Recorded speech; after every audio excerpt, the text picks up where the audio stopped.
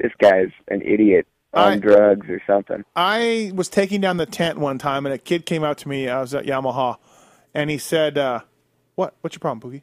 Turn the GoPro off. Why? Oh. Because I don't want to be in it. Don't tell him what to do. Yeah. Turn it off. You think Georgia tells Jimmy what to do? Yeah, I do, actually. Oh, yeah, she does. She does, and that's why I'm sticking up for you, because I always want someone to stick up for me. Yeah, exactly. Stupid Georgia. Hey, so I was taking the tent down. Kid came up to me. Can I have something? Not just they were at that point. They were. Can I have something? And I said, yeah, some advice. Don't bother people when they're working. And I felt like such a dick. But I mean, yeah, you can't be a jerk, man. That's but no. But here's the thing. That kid was probably hot as balls. It was the end of the day, and he was probably the 200th kid that was not polite and wanted something. You know what I mean? Yeah. Like when I was a kid, Here we go. I remember I had to walk up the I would snow dig through barefoot. the dumpsters for a broken hockey stick. I went up to Stanton, was like, "Excuse me, Mr. Stanton, do you have a jersey I could have? Excuse me, Mr. Dubach." I would say, "Excuse me." I would wait. I would say Mr. before their names. Like, I don't believe that. Absolutely. Yeah, but here's another thing. Like, you know what makes me really mad is the kids that don't even watch the races. They just scour the pits the whole time. Well, that's what I mean. So these like, kids, dude, you need to have at least like a maximum of 3 guys that they're your freaking riders. Yeah. You know, But what about that's who you live and die for, is those riders. I'm in big trouble. What about the fathers that stick their 2-year-old kids up in the air so they get goggles? Oh, I mean, that's the whole crowd. When they throw stuff into the crowd, like, that's like fair game. That's what I'd always go for, because I was too nervous to ask the pros anything. So I was just like, all right, I'm just gonna have to scrap for this one, you know. these kids, they just go, "Can I have something? Can I have something?" And that's it. And then you're like, who am I? What am I doing? Who's the rider? Get away, you little varmints. What happened to manners and doing it proper? You know? Did anyone see? Did anyone see on the TV Millville? Dungy went to go hand his goggles to a kid, and before he even got to take it off his neck, some 17-year-old kid grabbed him and just pulled him by the neck. No, I didn't see that. You didn't see that? No. It was kind of funny. He even looked at it. He was like, "Dude, really?" And then gave him to a kid. Yeah. And then it was just fucking chaos after that. That's so stupid. Like, be nice about it. I'll give you something. That's what I used to do. They do tell you that at the riders' meeting. They say refrain from throwing your clothing and goggles into the audience so you don't start a riot. I really don't have to worry about that very much, I don't think.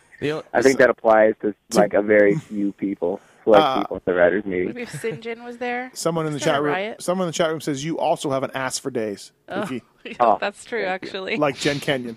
Congratulations. Pookie's popcorn's really good. Right. I thought they were talking about me. Hey, you know what? I actually signed a pair of underwear at Bud's Creek and gave them away. Nice. Were they worn? No. You know who I gave them? You know who took them? Who? Jason Wagon. I did not know that. He has a pair of my signed underwear. Well, I have a piston here in the Lion's Den signed by you, and you, again, it was laying on the ground without me even asking, probably a lot like this underwear.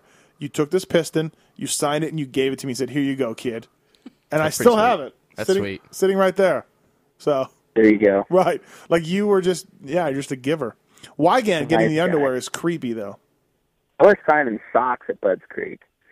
Have you signed George's boobs? I did sign. I signed those too, actually, at Bud's Creek. I'm not even joking. That's for real. Like, seriously, I did. I was in autograph mode. Just anything around you. Anything that came across. Right.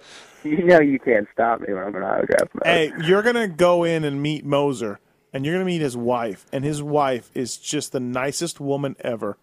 And you're going to wonder, how? Why?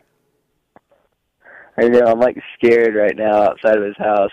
He's got a Nickelback poster in his garage. Tear it down immediately. That is embarrassing. That's almost as worse as a Transformer poster. Oh my God. Go in his house and tell us what else he has.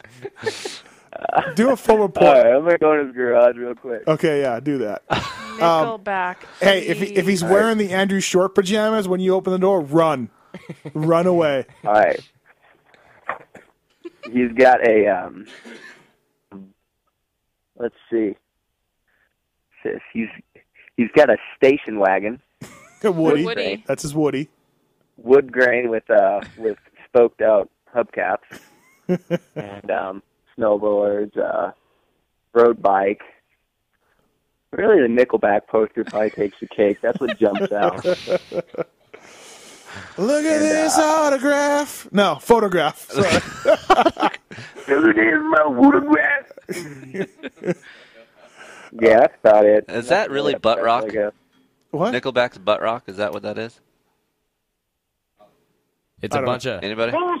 It's terrible, whatever it is. It is. Jimmy, thanks for coming on, man. It's been late. You've been driving all day. I made you wait longer than I wanted to, and I appreciate you coming on. It's been a while.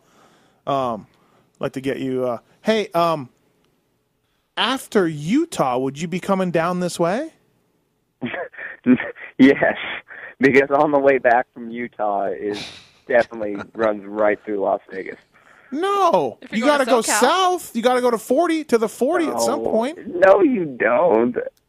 It's like where are you driving? Well, where's he going to after Oklahoma? Yeah, you come down to the thing. It's way back west. Yeah, no, he's gonna cut across the top. It's been a while since I looked at a map. Okay, I fly now. I don't look at maps. And you're trying to become American. Yeah. It's just freaking. I don't know. I just want Jimmy to come over. I just want Jimmy to come over to the show again. That's all. I know you want me. I do. Bring your wife. No, it'll be good. We'll. I don't know. Like, why don't you have me on earlier and I'll just talk about shit. Yeah, we need to just have you on as a co-host. Just that's it. Oh wait, hey, I got Moser. Right here. You want to talk to him before I leave? Yeah. All right, here he is.